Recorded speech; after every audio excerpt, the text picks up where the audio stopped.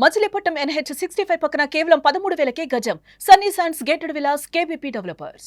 2025 విజయదశమి అమరావతి వాసులకి, ఆంధ్రప్రదేశ్ ప్రజలకి ఒక మధురానుభూతిగా మారిపోయేటువంటి అవకాశాలు స్పష్టంగా కనిపిస్తున్నాయి. అమరావతిలో కీలకమైనటువంటి భవనాలకి సంబంధించిన ప్రారంభోత్సవాలపైన ఆంధ్రప్రదేశ్ ప్రభుత్వం దృష్టి పెట్టింది. ఇదే క్రమంలో ఫైనాన్షియల్ సిటీగా పేర్కొన్నటువంటి ప్రాంతంలో, ఆర్థిక రాజధాని లేదా ఆర్థిక నగరంగా మాస్టర్ ప్లాన్లో పొందుపరిచినటువంటి ప్రాంతంలో ఒకేసారి 12 జాతీయ బ్యాంకులకి సంబంధించినటువంటి భవన నిర్మాణాల భూమి పూజ కార్యక్రమాలు నిర్వహించేందుకు ఏపీ సర్కార్ ప్రణాళికలను సిద్ధం చేసింది. దీనికి సంబంధించి గతంలో కూడా మనం ఒక వీడియో చేసాం. ఆ సందర్భంలో కూడా డిస్కస్ చేసాం. ఇది మొత్తం మాస్టర్ ప్లాన్లో యాజ్ ఇట్ ఈస్గా ఇది కనుక డెవలప్ అయితే కనుక రాజధాని స్వభావాలు చాలా డిఫరెంట్గా ఉంటాయి అనేటువంటి అంచనాలు ఉన్నాయి. దానికి తగ్గట్టుగానే ఇప్పుడు అమరావతిలో రాబోయేటువంటి బ్యాంకుల భవనాలకు సంబంధించినటువంటి నమూనాలు, ఆ డిజైన్లు కనిపిస్తున్నాయి. ఈ ల్యాండ్ మొత్తం కూడా స్టేట్ బ్యాంక్ ఆఫ్ ఇండియాకి సంబంధించినటువంటి ల్యాండ్. ఒక 3 ఎకరాల భూమిని స్టేట్ బ్యాంక్ ఆఫ్ ఇండియాకి కేటాయించారు. అలానే కేంద్ర ఆర్థిక మంత్రి నిర్మలా సీతారామన్ని, రిజర్వ్ బ్యాంక్ గవర్నర్ని ఆహ్వానించడం ద్వారా ఒకేసారి 12 జాతీయ బ్యాంకులకి భూమి పూజ కార్యక్రమం నిర్వహించాలని చెప్పని ఆంధ్రప్రదేశ్ ప్రభుత్వం భావిస్తున్నట్టుగా సమాచారం ఉంది. ఈ bank design SBI head quarters, అంటే SBIకి సంబంధించి రీజనల్ హెడ్ క్వార్టర్స్గా ఈ బిల్డింగ్ డిజైన్ చేశారు. సంబంధిత అధికారులు దీన్ని అప్రూవ్ చేశారు. సో దీన్ని ఎగ్జిస్టెన్స్లోకి తీసుకొచ్చేటువంటి ప్రయత్నం SBI చేపట్టబోతుంది.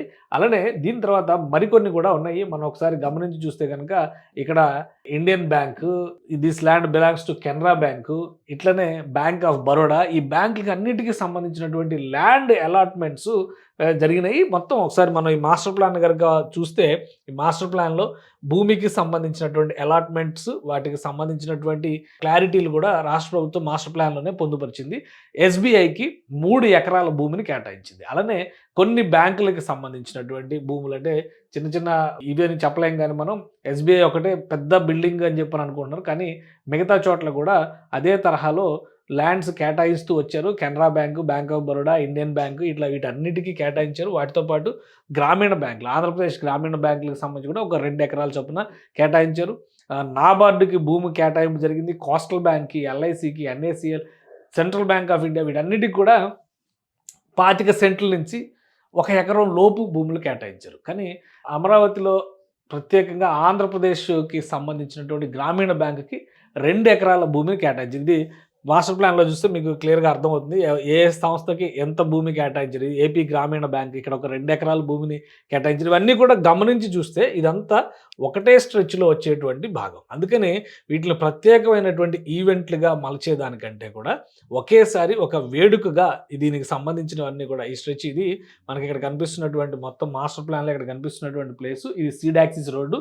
ఈ సీడాక్సిస్ రోడ్డుని ఆనుకుని ఉన్నటువంటి ప్రాంతంలోనే పెద్ద నిర్మాణాలన్నీ కూడా జరుగుతున్నాయి. సో ఇక్కడే బ్యాంకులకి భూములు కేటాయించారు. క్వాంటమ్ సిటీ ప్లానింగ్ ఇక్కడే జరిగింది.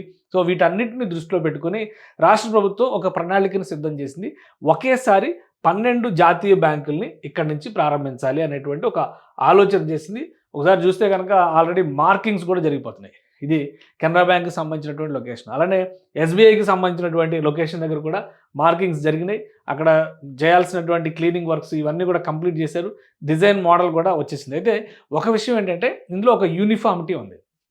ల్యాండ్ పార్సిల్ ఎంత సైజులో ఇచ్చినా కానీ దాంతో సంబంధం లేకుండా ప్రతి బ్యాంకు కూడా రీజనల్ హెడ్ క్వార్టర్స్ని 14 అంతస్తులో నిర్మించాలనేటువంటి ఒక ప్రణాళికని ఆంధ్రప్రదేశ్ ప్రభుత్వం ఇచ్చింది. 14 అంతస్తుల భవనాలు ప్రతి బ్యాంకుకి సంబంధించినటువంటి రీజనల్ హెడ్ క్వార్టర్స్. ప్రస్తుతం ఇవన్నీ కూడా ఇక్కడ విజయవాడ నగరంలో నుంచే ఉన్నటువంటి పెద్ద బ్యాంకుల నుంచే ఆపరేట్ చేస్తున్నాయి. వాటన్నిటిని పక్కన పెట్టేసి ఈ 14 అంతస్తుల భవనాలు, ఇప్పుడు ఇది SBIకి సంబంధించింది కూడా మనం ఒకసారి గమనించి చూస్తే దీనికి కేటాయించినటువంటి ల్యాండ్, అంటే ఇది 14 అంతస్తుల భవనం, స్టిల్ట్ కాకుండా 14 అంతస్తుల భవనం ఉంటుంది. ఏ బ్యాంక్కి ఆ బ్యాంకు ఒక డిజైన్ తయారు చేసుకుంటుంది.